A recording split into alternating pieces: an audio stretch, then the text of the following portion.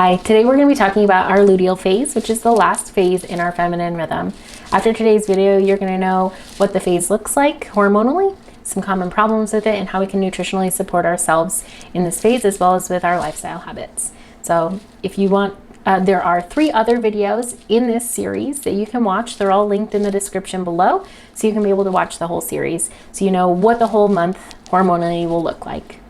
If you like this video, I'd love for you to hit the bell and subscribe so you get notified about this, as well as my future videos if you find this one useful.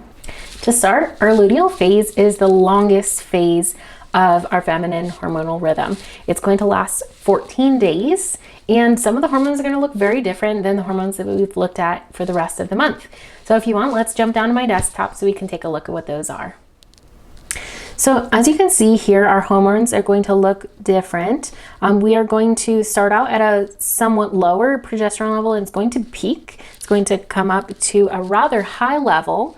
We're also going to have another secondary estrogen peak that's smaller, and our testosterone levels are going up and down, but they are lower than during the ovulation phase. And so this phase is predominantly focused around the progesterone level. And as I had mentioned, that is produced by our corpus luteum. And the corpus luteum actually is the body that the egg becomes if it's not fertilized. So the egg will produce progesterone, and it does that even if it gets fertilized. So it might become fertilized and the progesterone levels would stay high at the peaks there that you can see. However, if it is not fertilized, at some point, the corpus luteum is going to produce enough progesterone that it's going to be all out of material to produce that progesterone, and it's going to start to decline, as well as the estrogen production is going to start to decline as well. All of that is mostly because of not being pregnant. And so those hormones would look different if a woman is pregnant. But as those start to taper off, it's going to lead into our menstrual cycle. And so this is the phase where as those hormones drop, if they drop too sharply, we can have some types of symptoms. If they are not dropping off as sharply as they should, it can all look another way, but we'll talk about that in a minute. So this is really what it should normally look like. And progesterone as a hormone that's dominating this phase is our happy, calm hormone. So it's going to mean that we are emotionally balanced, we're more tolerant of stressful situations, and we're going to have more emotional bandwidth in general. So let's pop back and we can talk a little bit more about these hormones as well as what some common issues are with this phase. So as I had mentioned, the luteal phase is predominantly the progesterone dominant time. So like I had mentioned, we are going to be more calm and emotionally balanced. And because of that, we need to make sure that the egg that we have developed to create the corpus luteum will have enough supplies in order to produce progesterone. If we don't ovulate, we won't produce progesterone levels this high. And if we don't develop an egg with the proper nutrients to develop that egg, then we also won't have the progesterone levels that we're looking for. And some people can experience issues if they aren't producing enough progesterone. Women who go through menopause will see some of that as well. But it can look like things like emotional imbalance and the inability to manage stress well. It can look like PMS as well, or PMDD. And so some of those issues are premenstrual, it's called stress, but premenstrual stress or premenstrual syndrome, which I don't think is very accurate, because as women, this is a time where we're not sick. We're emotionally going through hormonal changes, and how those hormone changes shift does not mean that we're sick. It doesn't mean that we suddenly have an emotional cold. And so just keep that in mind. PMDD is premenstrual dysphoric disorder, and so that is very serious. It can appear similar to bipolar, so you would have a rather large swing between mania and depression within that time because of hormone imbalances. But this area can have some play in what the next phases look like as well, and the ovulation and follicular phase play into this phase. So this phase, if we hadn't developed that egg properly during the follicular phase, we didn't provide it enough nutrients, then it might not have as many resources to produce progesterone for us to feel happy and balanced. Additionally, if we didn't ovulate, we might not have a corpus luteum in order for us to have progesterone in the levels that we would be expecting in this time period. And also, if we don't ovulate, we often don't menstruate. So it doesn't end at this phase. It goes into the next phase where we might not have a bleeding time because there aren't hormonal signals for us to develop a uterine lining and then to shed it. So if we don't have ovulation, so we don't have that estrogen spike we talked about last week, if we don't have the progesterone spike that we're going to have in this phase, and then have those hormones start to dwindle off, there's nothing that's going to cue the body to start that menstrual bleeding. So another few issues that can happen with this phase are things like not developing the uterine lining enough, which means we would have very light or scanty bleeding. We also might have infertility or miscarriages because we don't have enough. The progesterone and estrogen levels help us develop and sustain the uterine lining, which if we need to stay pregnant or get pregnant, that is really important. So those are things to keep in mind if someone's main goal is to get and sustain a pregnancy, that if we don't have these hormone levels balanced, then we might be shedding that lining. It might not develop thick enough for us to sustain an embryo into becoming a child long term or developing the placenta properly.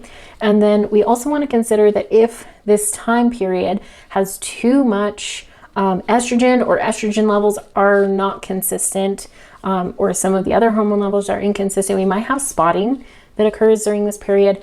And the last thing that's kind of one of the major problems that the women might be experiencing is we have too much uterine lining development. And that can be, as I've mentioned before, from estrogen dominance. If we have estrogen dominance, we're going to be in this phase encouraged to develop a thicker uterine lining. The next phase later is going to result in us having heavy bleeding.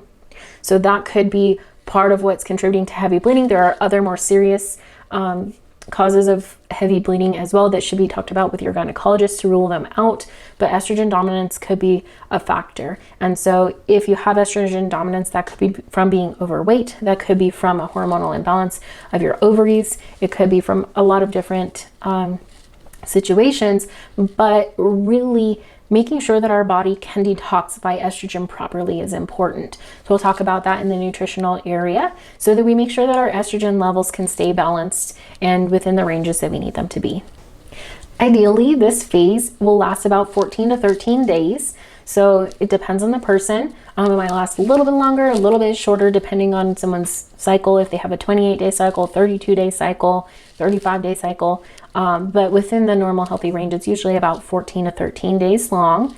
And the phase is a lower energy phase. So it is kind of equivalent to our fall time.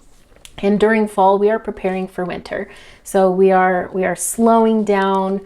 We are being intentional with our time. We aren't completely in a wintertime inward hibernation, but we are starting to head that way. And so keeping that in mind, it is okay to feel less energetic, not be able to push and push and push as we were the last few weeks in the follicular and ovulatory phase, but this is the time where we can start to retreat inward. Progesterone is also a nesting hormone, so if you like to organize, this is a time where you might be inclined to organize your home more, clean, prepare and set things up for the next month. So that is ideally what this phase can look like, and it shouldn't look like someone is getting too fatigued or heading into a time where they need to take time off of work because they're too tired. So just keeping that in mind, that this is a phase that ideally PMS is maybe something that we want to consider, is having emotional outbursts right before, as those hormones are slowing down, isn't necessarily what the ideal picture looks like. We should be calm. We shouldn't necessarily have stresses tip us over the edge emotionally. we should be able to manage that and not necessarily have too flippant of a response. But we should consider that we might be more emotionally tender at this time naturally, so inclined towards sadness or maybe a little touchiness, but nothing that is too severe. So just keeping that in mind, that if those are things that you're seeing, they would be in that more common problem issue area with PMS, PMDD, and other emotional imbalances that we have from hormone imbalances. So not necessarily that the hormones the emotions are the issue, but how we can bring those hormones into balance to help support ourselves emotionally as well. So next we'll talk about some of the nutrition and lifestyle changes that we can put in place for us to be able to have a successful luteal phase. To start, we'll talk about vitamin E. Now, vitamin E can encourage uterine lining development. For those of us who do want to get pregnant, this could be a nutrient that we want to make sure we have enough of to sustain pregnancy. It can be gathered through things like nuts and seeds. We mentioned this in the seed cycling. So sunflower seeds have vitamin E in them. If you want to learn more about seed cycling, there's a link in the description on my Seed Cycling 101 document, so you can learn all about how to seed cycle, what it looks like, what the benefits are, and things like that. Avocados are another great source of vitamin E, but vitamin E shouldn't really be continued into pregnancy. There are some studies that show it could result in a low birth weight. So just keeping that in mind. Also, during this time, we don't have high estrogen levels, and it'll be tapering off by the end of this phase. So encouraging our body to detoxify extra estrogen so the progesterone can be the main player. So DIM is a compound that's in brassicas. It's in Brussels sprouts, broccoli, cabbage, kale, and it really helps promote our body's phase 2 detoxification in our liver. And so that means that we're going to be able to have estrogen be taken out of our body faster. So it is something that can be helpful, and estrogen detoxification is important if we want to be able to stay pregnant, so that we don't have that level spike from being too high and then result in it coming down for various reasons and us shedding our uterine lining. It also can allow for progesterone to have its necessary effect for us to have a balanced mood and to be able to go into our menstrual phase with ease. So keeping that in mind. Next, beetroot is also really helpful. I really like beets. I could eat them all the time, but it really can also help improve blood flow to the uterus, and that is through nitrates. So beets have nitrates in them, and nitrates can help release our blood flow in many different areas of our bodies. So some people, when they eat beets, they'll get a little flushed.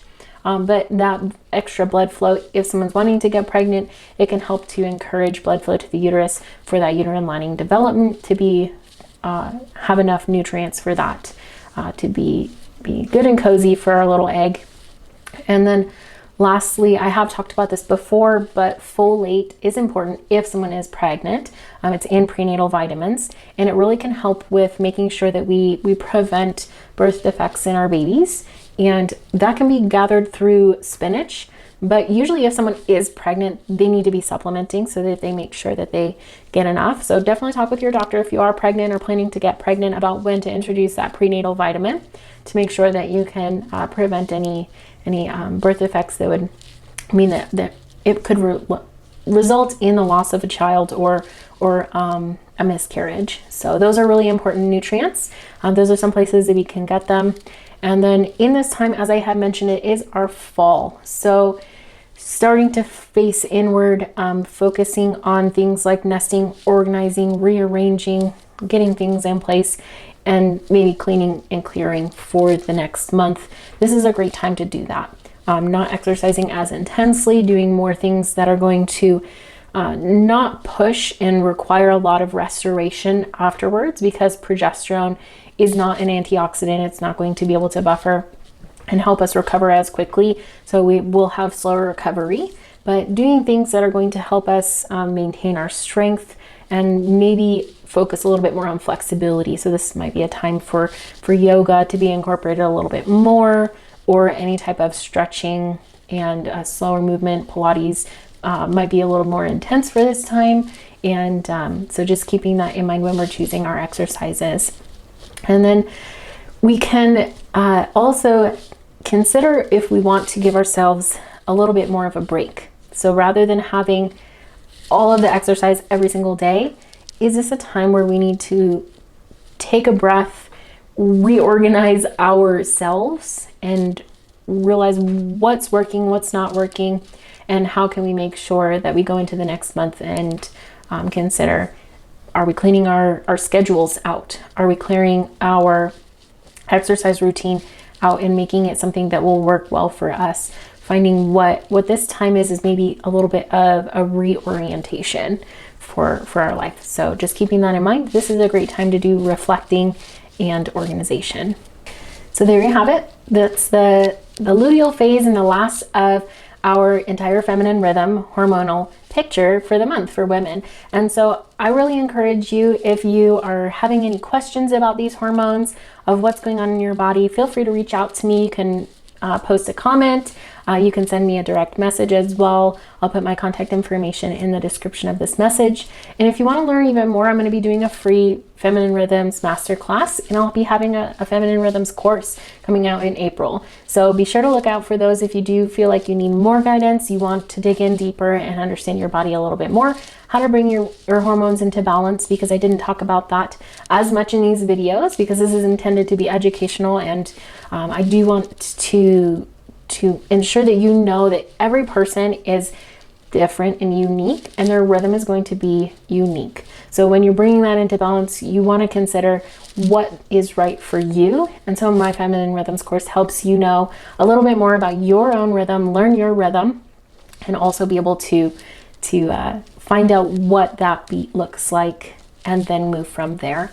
So I look forward to speaking with you soon. And until then, be well.